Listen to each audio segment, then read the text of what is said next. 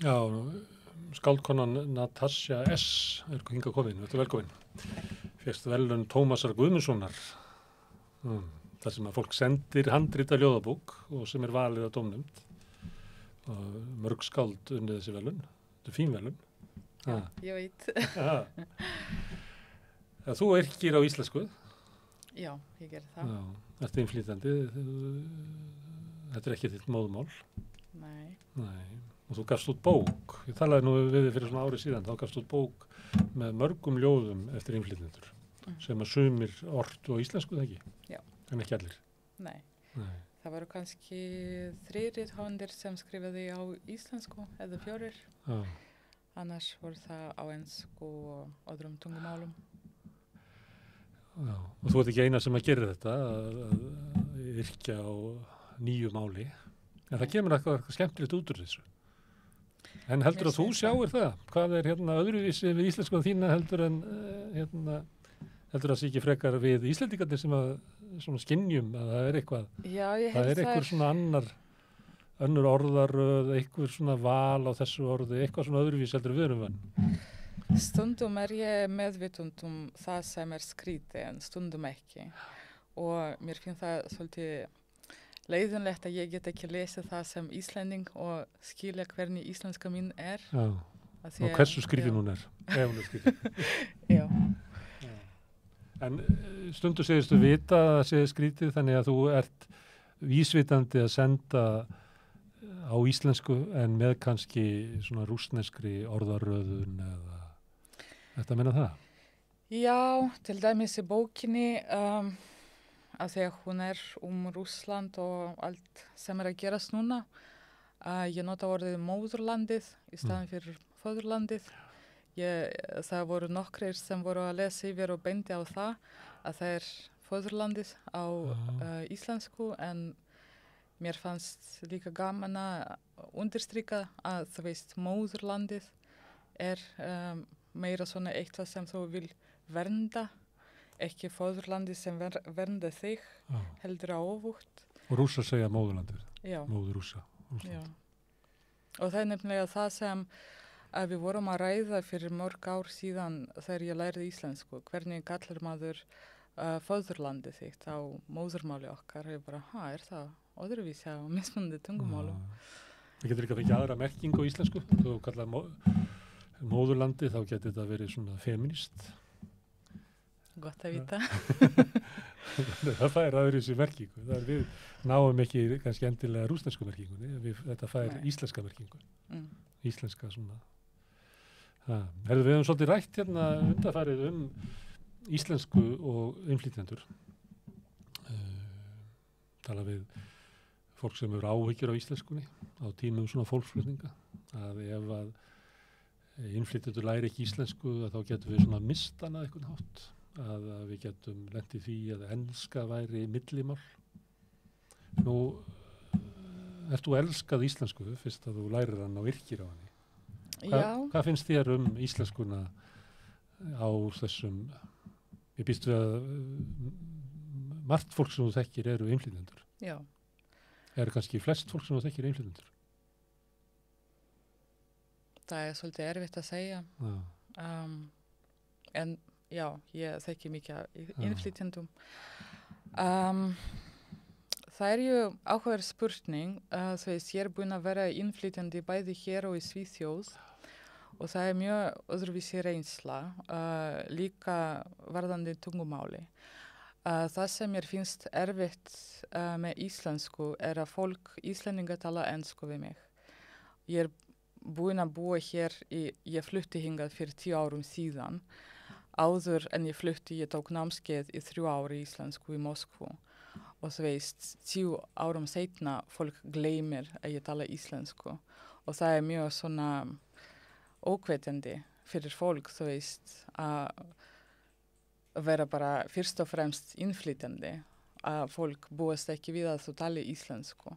Og líka mér finnst, þú veist, það sem er erfitt er að Íslendingum finnst að íslenska er mjög erfitt og það er bara, það er bara mjög erfitt. Þú veist, þú fer í kaffihús, enginn talar íslensku. Mér finnst það ekki erfitt að læra, viltu fá kaffi, viltu fá kvittun. mér finnst það ekki erfitt og mér finnst það ekki svo stór krafa. Og þú veist, á meðan samfélagið búa svona möguleikar að vinna án þess að tala íslensku og á sama tíma segja fólki já, það bara svo erfitt og bara halda umræðu, þú veist, við fólk sem tala íslensku á ensku. Þá finnst fólk bara, já, það erfitt, ég bara þreytt, mig langar að vinna og ég get bara unnið án íslensku. Þú veist, í Svíþjóð, enginn var að segja mér, vá, þú tala góða sænsku. Ég talaði ekki slæmu sænsku, en fólki bara alveg sama hvaða sænsku þú talar. Það bara mjög margir innflytjendur þar, þau eru með mállýskur, þau bara alveg sama hvaða, þú veist, hvernig þú talar sænsku. Það er svona heitt mælikvarði. Já, það bara, mér finnst það bara mjög fínt að finna að þú veist, þú ert ekki skrítin þegar þú talar. En finnst þér að við sem samfélag eigum að gera kröfur að fólki sem afgreiðir okkur á kaffihúsinu tala íslensku? Ég held margir mun hata mig eftir það en mér finnst það. Þú veist, stundum ég fer í kaffihús og segja, mér langar að fá kaffi og fá svar, speak English with me. Og ég bara, á ég í alvöru tala ensku við þig? Bara, og mér finnst þú veist, það fólk sem tala íslensku og samt það bara eins og risaeðla, bara, þú talar svo góða íslensku, vá, ég hef heyrt þetta svo mörg, þú veist, svo oft og á sama tíma það bara fólk sem finnst bara, já, þau bara undantekning. En mér langar ekki að vera undantekning. Mér langar að, þú veist, að sýna fólki að það er hægt að læra, það er hægt að tala. Við þurfum bara hægt að þykjast að þetta er erfiðasti tungumál og bara byrja að tala íslensku með hvort öðru. Og þú veist, ég get ekki ímyndað mér, þú veist, að hafa kaffihús í Rússlandi þar sem fólk talar ekki rússnesku. Ég get ekki ímyndað mér það í Svíþjóð eða neinn annar staðar. Af hverju er það allt í lagi hér? Þetta er stundum skringileg samtöl, sko. Maður segir, ég ætla að fá einfaldan espresso og fólki skilur það ekki. Þá segir maður one single espresso og maður finnst það svona maður var að tala alþjóðlegt mál, sko. Ég veit, en mér finnst bara svona mjög skrítið þegar fólk segir við mig speak English with me. Ég bara, mér langar ekki tala ensku við þig, þú veist. Það á ekki að vera erfitt, ég er ekki að biðja einfaldan espresso. En þetta er annars vegar innflytjendur sem koma hérna, það viljið þeirra til að tala íslensku. Fólki sem rekur kaffihúsið, sem sjaldnast eru innflytjendur, sem hérna ættu að tryggja það að starfsfólkið læri íslensku og tala íslensku. Og svo er það Íslendingar, hvernig þeir taka á móti innflytjendur sem eru að tala íslensku. Innflytjendur hvart oft er því að það sé að vera að finna að bíða, fólki upplifur það, sem vera að bíða eftir og beigir eitthvað villast og þá tala ég það, en heyri ekki hvað þetta að segja. Hefur þú upplifað það? Að Íslendingar séu ekki að hlusta á hvað þetta að segja, heldur hvernig þetta að segja það? Bíða eftir því að geta talað íslenskuna þína? Nei, ég held ég hef ekki upplifað það þannig. Nei. Ég mann, þú veist, það ekki auðvelt að læra tungumál, ekki auðvelt að byrja að tala, en það ju hægt, þú veist, ég búin að búa hér mörg ár, ég búin að eyða mörg ár til að læra tungumál og þú veist, ég skil að það kannski ekki margir sem, eða ekki allir sem vilja búa hér, þú veist, að eilífu og þeim finnst kannski erfitt, þú veist, að læra tungumál og þau hugsa, ég ætla kannski vinna í nokkur ára og svo fara tilbaka, en á sama tíma ef við tölum þú veist, íslensku og að það innflytjendum að kenna þau læra ekki íslensku, það ekki bara þannig. Það líka samfélag sem búið til svona aðstæðu þar sem það hægt. Og ég tók nefnilega frönskunámskeið og það var ein spurning, við vorum að gera svona Kahoot-dæmi með svona spurningum og ein spurning var hversu mikið hversu stór prósent af tónlistinni sem spilað í útvarpinu á að vera frönsk. Og hún bara, og hún bara, já, við gerum þetta til að vernda frönsku, það ekki sama á Íslandi? Nei, fyndi að það gert þannig í Frakklandi, þú veist, ekki hér. Ég ekki að segja það af því að, þú veist, mér finnst það nauðsynlegt að gera það þannig, en það ju mismunandi leið til að vernda tungumál og fyrst og fremst mér finnst mikilvægt að Íslendingar mun taka á móti fólki sem tala við hreim og mun ekki skipta yfir á ensku, af því að það ju særandi. En svona staða innflytjenda, nú ert að gefa út ljóðabók á íslensku og þetta innflytjendaljóð. Ertu íslenskt skáld eða ertu innflytjendaskáld? Ertu rússneskt skáld? Þegar stórt spurt. Þú verður ekki hugsað það? Nei, það svolítið skrítið að vera rússnesk skáld, þú veist, þegar bókin kom út á íslensku. Þú ortir í rússnesku, eða hvað? Byrjar að yrkja á íslensku? Já, ég held ég skrifaði kannski nokkur ljós á rússnesku, en mér finnst það ekki gott. Það eru betra skáld á íslensku? Ég held það. Já. En ég greið fram með fyrir þér, hvort þú sért íslensk skáld, eða rússnesk skáld, innflytjenda skáld. Hvað finnst þér? Ég íslensk skáld eða innflytjenda skáld? Þetta er viðtöku spurning, hvernig tekið það mótið þér, til dæmis þegar það vera fjallum ljóðin, ert þú á svona sérhillu eða fjallað þig bara í samhengi við ljóðin hennar Lindu Vilhjálms? Ég sá mig einu sinni við hillu með tarotbækur. Ég ekki viss. Ég veit það ekki. Það ljóðskáld, Natasha, af erlendum uppruna, eitthvað. En ég myndi ekki kannski segja að þetta innflytjenda ljóð. Þú veist, Polyphonia var svona ljóðsafn af rithöfundum af erlendum uppruna reynslu innflytjenda. En þetta ekki beint ljóð reynslu sem innflytjenda. En svolítið Rússland og hér stríð. Já. Og sársauki að því leyti. Þannig að, já,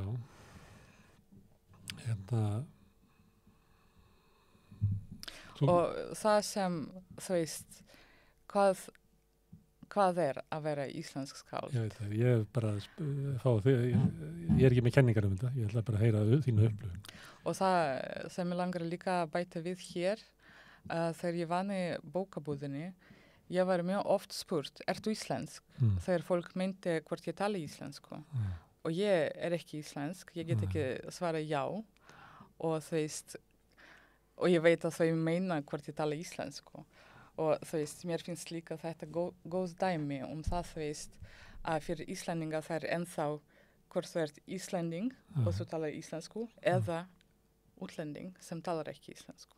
Og það væri mjög gaman að þetta mun kannski bara koma saman að útlendingar geta tala íslensku. Það líka daginn ég var á tónleikum og söngvari spurði, hver Íslendingar hér? Og það voru kannski nokkrir, hún bara, já, þá ætla ég að tala ensku. Og ég bara, ok. Þú ætlar ekki að meira á íslensku? Ætlar að búa hérna? Hvernig sérðu fyrir þér framtíðina? Þú búin að missa móðurlandið þitt eiginlega í tómar hörmungar. Hvernig sérðu framtíðina? Eða hugsaðu kannski ekki? Já, þú veist, ég bara veit það ekki. Þú fórst til Rússlands daginn bara. Já. Þetta eftir innrás. Viltu segja mér frá því? Þú þurftir að sinna fjölskyldunni eða áttur erindi þangað?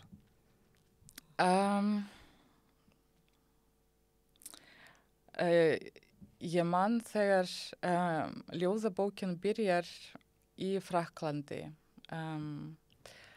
og ljóðmælandi sendur postkort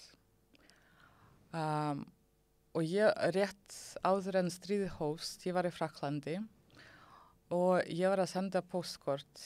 Ég sendi alltaf postkort til pappa minn og ég sendi honum postkort að því að hann á stórafmæli í september og ég skrifaði, jæja, við ætlum bara að halda stór partí handa þér. Hann ekki neitt svona stór partí dæmi og ég bara sendi postkort og svo kom tilbaka og daginn eftir hófst stríð. Og svo hann fekk postkort og ég bara, vá, það verður kannski ekki veisla. Og ég var ekki neitt að spá að fara. Og svo þegar ég frétti að ég fekk verðlaun, ég hugsaði, ok, ég mun örugglega ekki fara eftir bókin mun koma út. Og það var afmæli hans pappa og ég ætla bara að fara og halda upp afmæli hans saman og bara sjáum til hvernig það gengur. Og já, ég fór og herkvatning var tilkynnt og meðan þú varst úti? Já, og pappi fekk COVID á sama dag. Og ég bara, vá, langt síðan ég var á þennan stað. Það var bara mjög svona erfitt og allir vinir voru bara ennþá í áfalli, skildu ekki neitt. Margir búin að flytja, þannig að Moskva var svolítið tómt og nokkrir sem ég hitti, ein vinur minn keypti miða til Kirgistan bara nóttin til að flytja og á sama tíma þetta bara, þú veist, mjög falleg borg og fullt af minningum og trjánum og görðum og á og fallegum byggingum og það bara svo hræðilegt að sjá þetta bara og vera þar og líka það tók bara 2 daga að komast þangað og tilbaka. Já. Það var hérna í gær hann Gunnar Þorri Pétursson sem við vorum að ræða fávitan eftir Dostojevskí. Hann með námskeið það og hann bjó lengi í Rússlandi og með tengslangað. Hann sagði að innrásinn og stríðið breytti bara öllu. Það væri meiri segja sko gömlum bókum þegar maður var að lesa þar að þá hefði það einhvern veginn aðra merkingu í dag. Að þetta væri svo stór viðburður að bara allt breyttist. Upplifir þú það þannig að svona Rússland sé bara algjörlega breytt. Já. Það hafi allt aðra merkingu. Jafnvel sko persónulegi hlutir eins og fjölskyldurnar og borgin og minningarnar og allt sé orðið öðruvísi nú að það áður var. Já, og ég held þann 24. februar bara daginn þar sem við byrjum að telja upp á nýtt, þú veist, allt sem var áður skiptir engu máli.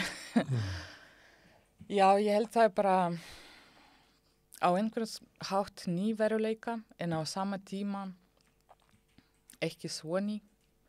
Það er ljóð sem heitir Götukrakkar þar sem ég fer yfir svona minningar mínir úr Moskvu og hvernig við vorum alast upp þar og stríð var bara í kringum okkur alla tíma.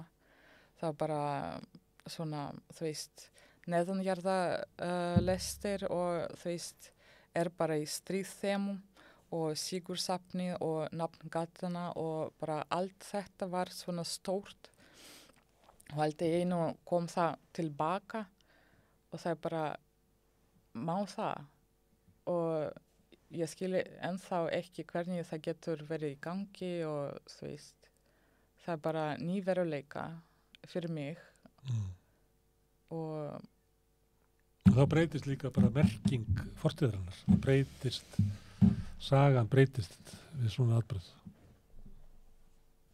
Breytist saga? Eða þú veist, þú túlkar hana öðruvísi af því að sjónarhornið orðið annað. Gerir það þannig? Nei, ég held það bara, þú veist, hissa ég fattaði það fyrr. Að þú veist, ég flutti fyrir 10 árum síðan og 2011, 2011? 2011. Þú veist, fólk byrjaði að mótmæla og Navalny var svona, fekk mikið stuðning og ég man, þú veist, hversu mikið von það var í loftinu og ég fór á kosningar af því að þau voru falskaðar og ég fór á kosningar sem svona observer til að sjá að allt gengur vel og þú veist, það var bara mjög mikið í gangi og ég sá að hlutinir voru að breytast samt margir vinir mínir þá skildu ekki af hverju var ég að gera það, þú veist, skildu ekki af hverju fór ég að mótmæla af því að þeim fannst þetta bara skipta ekki máli og svo þú veist 10 árum seinna Navalny mun líklegast ekki fara úr fangelsi lífandi og þú veist fólk fer bara í stríð og dreipin og öllum sama og það bara vá, ég ætti sjá þetta koma en það var von sem kom veg fyrir ég fattaði það en ég held núna að það bara engin von sem betur fer. Sem betur fer? Akkur séu það? Þú veist, gott að ekki hafa neina eftirvæntingar og bara Sá sem vonar ekki, hann verður ekki fyrir vonbrigðum. Sá sem vonar ekki, hann verður ekki fyrir vonbrigðum. Já. En já, ég les ekki fréttir, en þú veist, ég veit hvað að gerast, en ég klikka ekki á hlekk og les ekki neitt. En ég sér ekki að það verður bara, hann segir, já, ok, nú það komið nóg, við ætlum að klára þetta, bara takk og bless. Ég held ekki. Þetta eftir að versna bara. Mér sýnist það. Já. Herðu, við vonum að svo sé ekki. Leifum okkur. Það gaman að fá þig hingað, Natasja, og til hamingju með þessa bók og til hamingju með verðlaunin aftur. Takk fyrir. Íslenska skáld. Herðu, þá rauðaborðið búið í kvöld. Á morgun ætlum við að ræða alls konar aðra hluti. Við ætlum að ræða vændi, hvort að sé órjúvaleg tengsl á milli launahækkana og verðbólgu og ýmislegt annað. Rauðaborðið hérna á morgun klukkan 8. Ég þakka gestum mínum kærlega fyrir að staldra hérna við, hlustundu fyrir að hlusta og gefa svo merkingu og segja góða nótt.